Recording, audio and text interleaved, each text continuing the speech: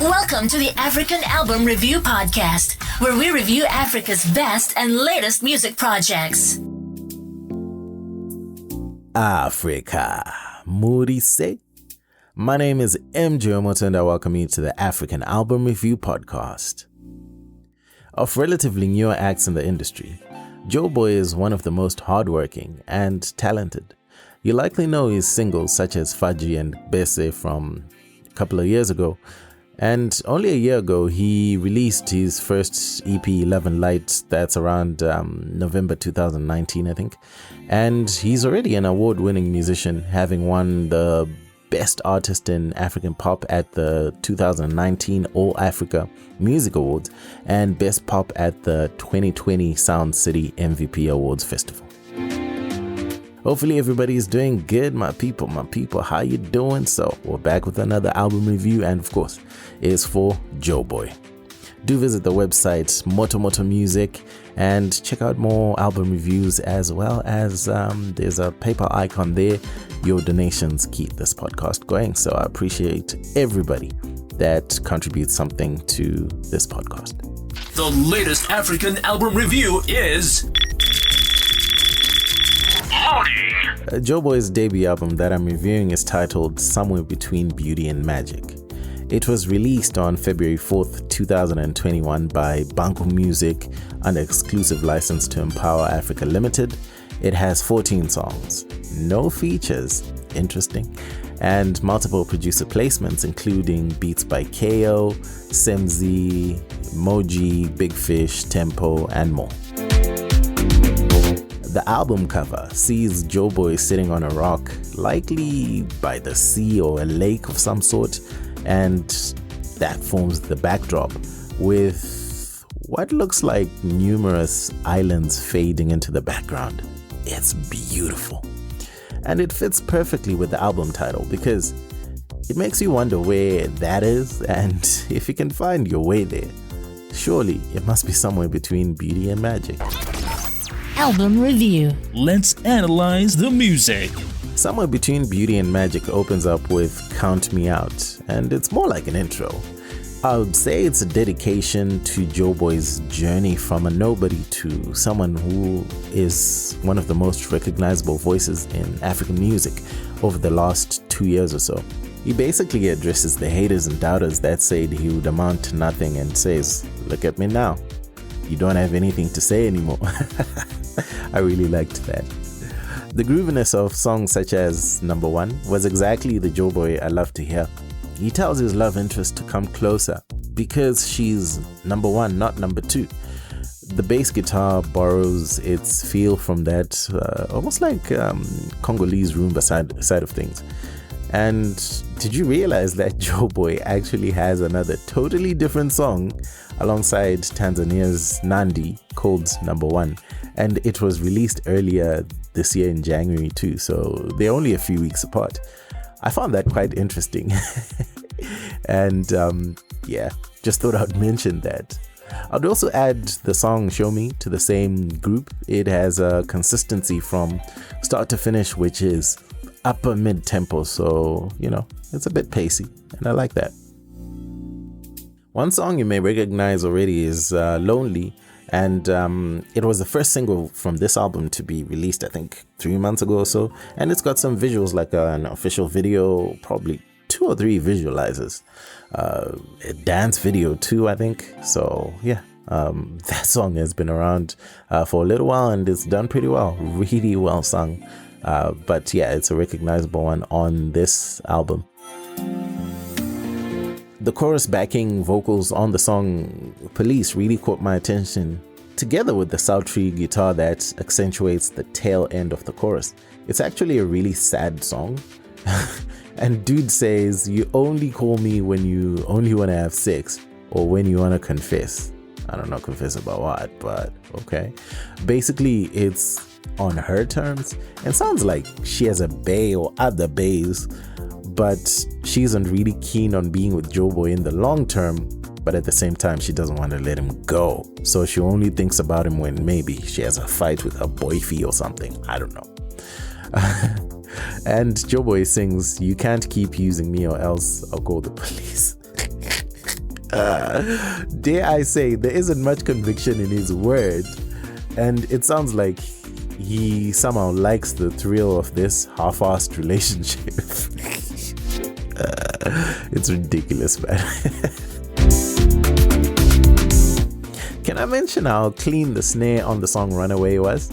I mean, the song itself is a wonderful celebration of love at its most beautiful, and it details a young man that has discovered the allure of a woman beyond physical looks, and to him it's a marvel to be able to enjoy the true depths of human wonderfulness. O'Shea probably has the easiest and catchiest chorus on this album. I don't even have to hear much, but he repeats and harmonizes the word O'Shea a number of times with some sound ad-libs that just fit the mix perfectly. By this point of the album, I accepted that most of the songs are really themed around love and relationships, but that still didn't stop the wonderful surprises coming, such as the song Sugar Mama, which to me spells a dangerous love, where he has a cougar on speed dial, and she buys him whatever he wants, she flies him everywhere, and all she wants in return is good D. I rest my case, man. Album review. The technical side of things. You get a number of themes that are really centered around love and relationships and interactions thereof, like infatuation, sex, just seductive dancing on the dance floor, having some fun, and just, trying to target somebody who's caught your eye, stuff like that. I found it interesting to have inclusions such as the violin as an instrument on this album. I don't think it's an instrument we really talk about much in African music, but loved the feature there. And there's a lot of guitar on here, as I've come to appreciate of a lot of Nigerian music in recent times, especially from the younger acts. Like, they really utilize that guitar well. The length of songs on Somewhere Between Beauty and Magic is between 1 minute 48, which is Count Me Out, I think that's the first one, and the longest one is 3 minutes 9 seconds. The album is well optimized for streaming success by priming the listener from the opener, and most of the songs are really around the maybe 2 minutes 20, 2 minutes 30 second mark. Somewhere Between Beauty and Magic occupies a space between contemporary Afropop R&B and Afro beats. This is then elevated by sprinkles of Afro house, which makes for some of the faster songs on the project, like Oh. I really appreciated that Joeboy decided against having features. He could have easily called on Mr. Easy by having a direct line to him, or anyone else for that matter, but he walked this one by himself. I highly respect that, because he held his own throughout, and we really got an unfiltered and HD view of, maybe 8K view of Joeboy. Joeboy's singing style is very interesting to me. He tends to tail his words with whisper-like vocals that smooth off the overall feel of his delivery, so it sounds really, really smooth. It does remind me of an artist like Amare, who stylistically is quite original herself. Joeboy won't necessarily hit extremely high notes or volumes in that delivery, but the sweetness of the outcome is out of this world, and it just places him as one of those upper echelon musicians. I would love to see his mic techniques while recording, because I think they have a lot to do with that outcome, besides the obvious talent. The mixing and mastering on Somewhere Between Beauty and Magic were wonderful, to say the least. The nuances made it awesome to listen a second and a third time and pick up on things I'd missed on the beat or vocals the first time. There's some wonderful delay on songs like Consent that brought Joeboy's vocals to life and occupied the blank space as well, so that there wasn't maybe just that silence, even if it's for like a second or two. All this contributed to a great sonic experience for me. Maybe my only critique would be to explore a wider variety of topics, and that could elevate future projects to a whole other level. I do appreciate the consistent theming here and the comfort in doing so. So I don't even think it's a bad thing. I just think it's something like maybe for future projects, if it's a way to take it to another level. Yeah, I think that'll be good. Album review. The final thoughts. I'd say we're staring at a top 5 album of the foreseeable future in 2021. It's still early days, but this is definitely the best album I've heard this year so far, and that's even underselling it in many ways.